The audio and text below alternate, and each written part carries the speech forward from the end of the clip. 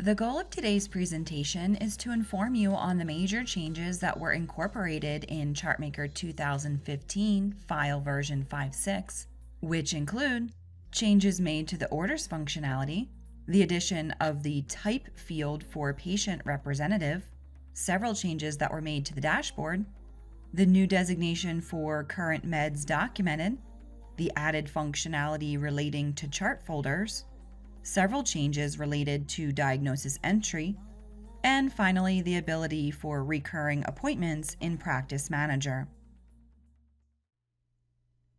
First up is the change made to the orders functionality.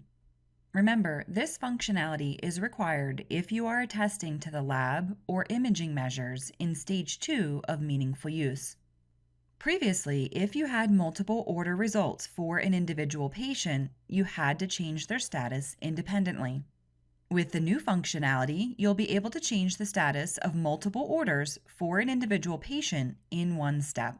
Please keep in mind that this new functionality is only for orders configured as off-site. In-house orders are still reviewed from the face sheet and only allow for one to be processed at a time. So let's go into a patient's chart and take a look. At the top of the chart, you will now see an Order Status button, which will be available for you to click if you have any outstanding off-site orders on this chart. At the top of the Order Status dialog, you will see a list of all your pending or completed off-site procedures. From here, you can manually check each box next to the procedure you would like to change the status for. Or you can use the Check All button to select all of the orders at one time. Once you have selected the appropriate orders, then select the applicable order status by clicking the corresponding button for Completed, Reviewed, Completed with Image, or Reviewed with Image. Remember, if you are attesting to the Meaningful Use menu measure for images, you must use the options that say With Image in order to receive credit for that measure. After selecting the status, you will see the status for that procedure change in the top box. When you are done, you can click OK. You will see the status also change on the face sheet, and if we close the chart and look at our to-do list, we will see the status change there as well. Now let's go back into the chart so I can show you one other thing about this functionality. Since an order will be removed from the face sheet and your to-do list once you change the status to Reviewed, please remember that you will only have the option to change the status as long as you do not navigate away from the current note. So let me show you what I mean by this. Let's change the MRI to Reviewed, and then click OK to close the dialog. Then maybe I realized, oops, it was an image, and I should have selected the With Image option. So I'll click Order Status to go back in. Since I did not navigate away from the original note, I will still have the option to change the status by checking the box next to MRI, which is now at the bottom, and then selecting Reviewed with Image. So since I didn't go anywhere else in the chart, I was okay to do that. But as soon as I view a different note, even if I try to go back to the original note, I will lose that option because the order has been removed from this dialog, which makes sense because after all, I marked it as reviewed, so I would want it to go away in most circumstances. Okay, so that is the new feature allowing you to select multiple order statuses for off-site orders with less clicks. The next new feature is found in both Practice Manager and Clinical. We'll take a look at it in Clinical. We added a new field to Patient Representative. So within a chart, we'll click on the ID tab. Then scroll down and find the Patient Representative section. Then click Add or Edit to open the dialog. You will now have the option to designate the type of representative that this is. So for instance, is this the patient's primary emergency contact? Or maybe their power of attorney? Since this is a multi-select field, if the rep happens to be both, you will have the option to designate that. This is now a required field, so if you are editing a previously entered rep, please be aware the software will make you designate a type prior to saving their information. You will also have the ability to create your own types by clicking Edit to the right. From here, Just click the plus icon at the bottom and enter a code and description. So that's it, pretty basic. Within Practice Manager, the patient representative is located under the More Patient button on the Patient tab. And just so you know, the patient representative actually replaces the emergency contact section from within that dialog. Okay, next let's talk about dashboard changes. First, I wanted to make you aware that we now have an alpha version of the dashboard available. Basically, this alpha version will allow you to see the additional CQMs that we are in the process of becoming certified for. We wanted to give you the ability to start running statistics for these new CQMs. However, since we aren't certified for them yet, we could not incorporate them into our production version of our dashboard. If I expand on my options, you'll see that we are certifying for an additional 17 CQMs. They will be incorporated into our regular dashboard once the certification has been passed, which we expect to occur by our next release in June. The next change to the dashboard is in the production version, so let's go take a look at that one now. For the performance measures, they are now in the order that CMS advertises them. Initially, the dashboard was in the order of the final rule, since that is what all EMR vendors reference when programming for meaningful use. Unfortunately, somewhere in between the final rule and implementing the program, CMS decided to reorder the measures, so our dashboard never matched their advertised order. But we finally made the change, and now our dashboard will match the order in which CMS advertises the measures. This doesn't really affect much, but will make the attestation process, or the audit process, for 2015 a little easier. And lastly, for the dashboard, there is one additional change, and that is to how the lab measure is calculated. We are viewing the dashboard for Stage 2, but this change was also made to the lab measure for Stage 1 as well. The system has been updated so that tracked orders with the target date, which falls outside the range of the reporting period, will not be included in the calculation for this measure. This was obviously done to provide more accurate reporting. So again, if the lab had a target date set on the order procedure dialog, and that target date is outside of your reporting period, that lab will not be included in your stats. Now let's go into a patient's chart and take a look at an enhancement for documenting current medications. When you click the medication button, you will see the new option at the bottom for current medications documented. This new feature will be selected in your notes by default, which means if you didn't document their current meds today, you should uncheck it by clicking on the option. If you do so, you will see the text, "Patient's medications were not reviewed during the visit. Populate your progress note." If you do designate that the patient's current medications were documented, no additional text will be printed in your note. Also, the applicable SNOMED code that needs to be documented for meaningful use purposes to attain the clinical quality measure for documentation of current medications in the medical record, or NQF 419, will also be recorded. This, in combination with an encounter code selected in the note, will get you credit for that measure without having to document anything additional. So that is the new option for documenting current medications. While we're in a patient's chart, let's talk about the next change, which is to managing the chart folders. There are two things different with this. The first is where it is located. Previously, the Manage Folders option was located in the chart header area above a note. We have since moved this option to a more appropriate location under the System Tables menu. So if you need to modify your chart folders, you will now access this dialog from Edit, System Tables, Folder Management, Manage Folders. From here, you will see the same options as before. The option to select how many folders are visible, as well as the option to name them and to assign a color. So no changes within this dialog, just to where it is located. The second change to folder management is the new option to set default folders for labs, notes, and scan documents.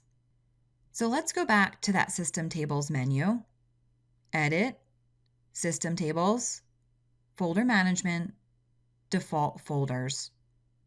From within here, you will be able to set the default folder that a certain type of note should be assigned to whenever you create a new one. This will save your staff from manually filing the note every time. So to set a default folder, start by clicking the Source Content dropdown and then selecting either Labs, Notes, or Scans. For Labs, your only option here will be for all lab results.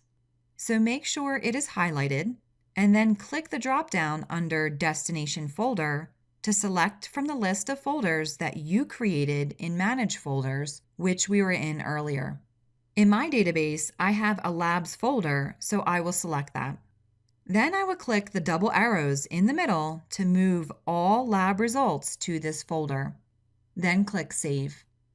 Now all lab results that are imported into Clinical will automatically be assigned to the Labs folder, and my staff won't have to manually do so.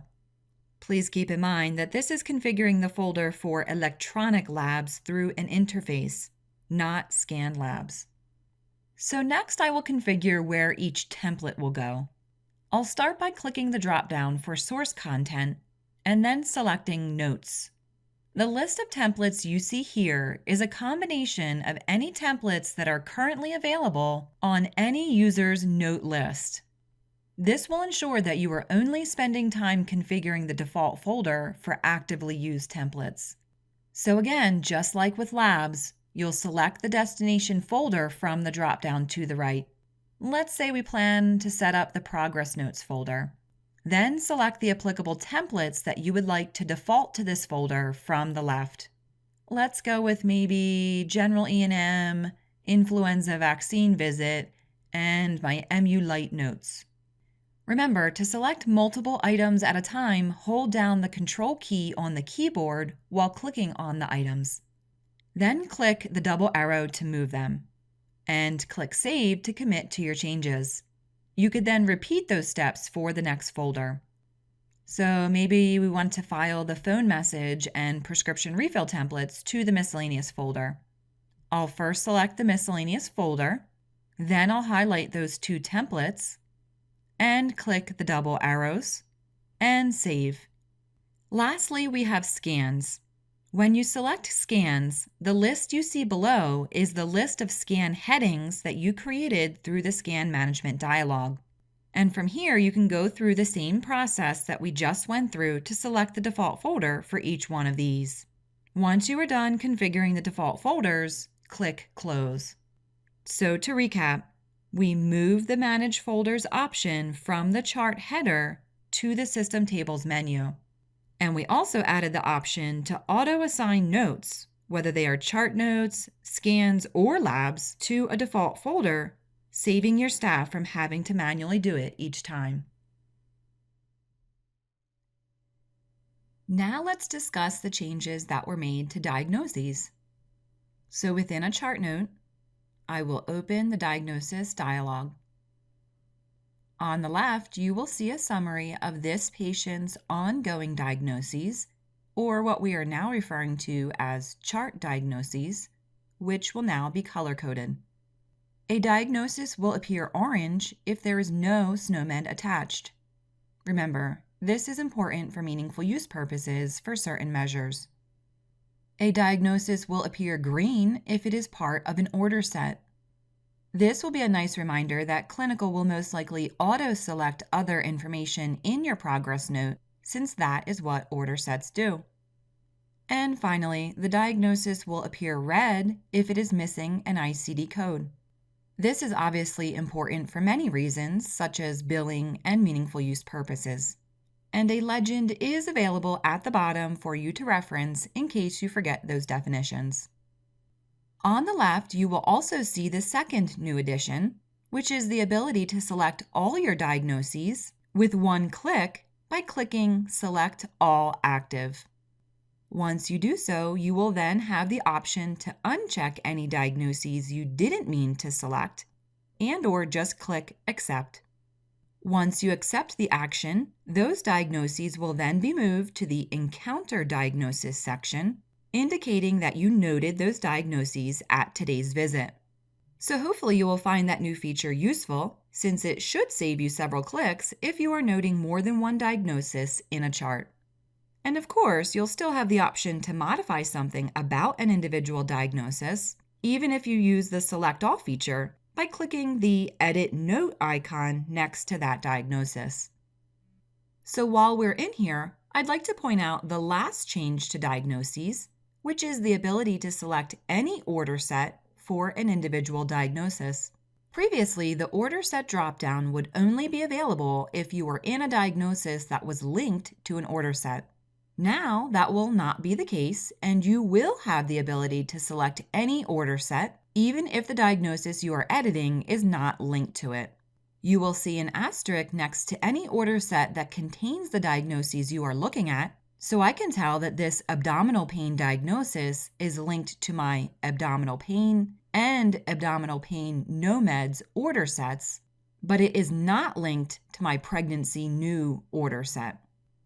All right, so those are the 3 changes that were made to diagnoses: the color coding, the option to note multiple diagnoses with one click, and the ability to select an order set for any diagnosis, even if it's not configured for an individual order set.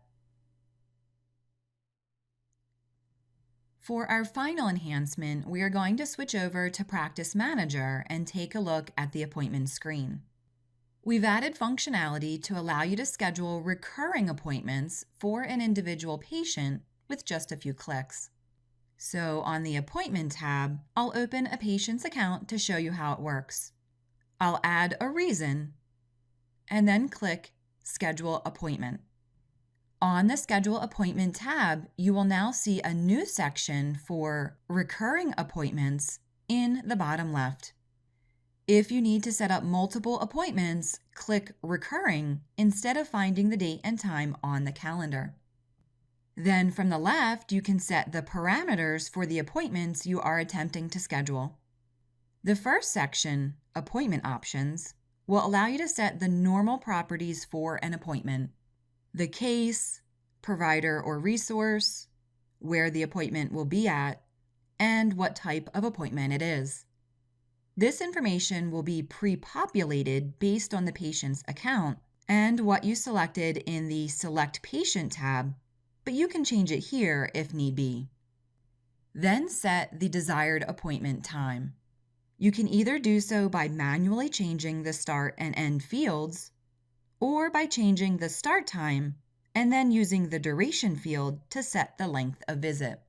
Changing the duration will modify the end field. Then, in the Recurrence Patterns section, you can set the parameters for how often you would like to schedule the patient. Start by selecting between either daily, weekly, or monthly, and then set the corresponding parameters based on that. For instance, if you want to schedule a weekly appointment, you'll have the option to set how often, every week or every 2 weeks, etc. We'll leave it as every week. Then select the day of the week that they want to come in. Let's say our patient wants Tuesdays. Then you will select the range. Start by selecting the first date you want the range to begin with. Then select how long the range will go for. Will it go until the end of your configured schedule, or after a certain amount of occurrences, or will it end on a certain date? Let's say for our example, we want to do a certain number of appointments, so we'll select Ends After, and then set the number of visits required. And let's say we want to do 5 visits. Before you click Search, you can take a look at the summary text at the bottom to confirm what you set sounds like what you're looking for. And when you've confirmed that you set the parameters correctly, go ahead and click Search. On the right, you will then see the appointments to be scheduled based on the criteria you entered on the left. If there are conflicts in any way, you will see that on the schedule. A conflict could arise because there is no schedule available, and in which case the date requested would be gray, like we are seeing here with the 4/21 appointment. Since there is no schedule created, you will not be able to book that appointment, and it will be left in the queue for you to book later. A conflict could also arise if the requested time is already taken by another patient, or is reserved, or both. In either case, you will be warned about the conflict, but you will be able to schedule that appointment as an overbooked time slot, which means that the user attempting to schedule this patient must have the user privilege to overbook in order for them to be able to proceed. In our example here, we have 2 overbooked appointments and 1 appointment with no schedule. We'll keep the overbooked appointments, but keep in mind that we'll have 1 remaining appointment left to schedule. When you are satisfied with the selected appointments, click Schedule to proceed. You will receive a confirmation dialog summarizing what you are scheduling. Click OK to proceed. If you are overbooking any time slots, like we are, you will receive a warning reminding you of that. And again, you can click OK to proceed. If you have remaining appointments to schedule, you will see those dates to the left in the Remaining Dates to Schedule box. At this point, you have a couple of options for scheduling them. If it's just 1 appointment left, I think it's easier to just delete the one left in the queue by highlighting it and then clicking Delete, or just clicking Clear and manually rescheduling them, since you won't need the recurring tool to find multiple dates. If you have multiple dates left to schedule, it's probably best to click Recurring again and go through the same process we just did, but picking different appointment criteria, dates, times, etc. Okay, so that was the process of scheduling recurring appointments. Now let's discuss other features related to these types of appointments. The first thing was added because of recurring appointments, but can be utilized with any type of appointment. If you right-click on an appointment, you will now have the option to print future appointments. And by future, it means any appointments after the current date and time. It is not relative to the appointment you are clicking on. So if you would like to print a summary for your patient and eliminate the need to manually write it out on a little card, you could utilize this functionality. Just click the printer icon at the top to do so. When you are done, click the red X to close the dialog. Now let's talk about canceling or rescheduling a recurring appointment. To do so, right-click on the appointment like you would for a regular appointment. Then click Cancel or Reschedule. We'll go through an example of rescheduling. For recurring appointments, you will now have the option to select whether you want to reschedule just this occurrence or this and all future occurrences. And then, of course, the same options as before, whether you want to reschedule it now or later, who is rescheduling, and why. If you select the option for this occurrence, it will put that one date in the Schedule New Appointment box on the left while it waits for you to find a new date on the calendar. And just like with any other appointment you want to reschedule, after you highlight the new time slot, you can click Reschedule to process the request. So rescheduling 1 is pretty straightforward. Now let's go back to see what to do for multiple appointments. So we'll select Reschedule again, but this time select this and all future occurrences, and OK. Since we have several appointments to reschedule, it'll take us to the Appointment Recurrence dialog to do so. In the middle of the screen, you will see the list of appointments to be rescheduled. From the left, you will use the Search options to filter for available appointments, just like we did before. Keep in mind that it will remember how you first did this search, so some of the fields will be defaulted and you may need to change them. For instance, most likely you will have to change the appointment time or maybe the day of week. So let's change hours to Wednesdays instead. We'll also have to change the number of appointments since we are only rescheduling part of the group. After you've readjusted your search options, click Search. You will then see the new appointment dates and times displayed to the right. If they all work for your patient, then go ahead and select them and click Reschedule, and then OK on the confirmation dialog. At this point, those appointments have now been rescheduled. So that's the new recurring appointments functionality. That concludes our presentation today on the new enhancements and features in ChartMaker 2015, file version 5.6. If you have any questions regarding the information contained in this video, please contact customer support at 1-800-487-9135.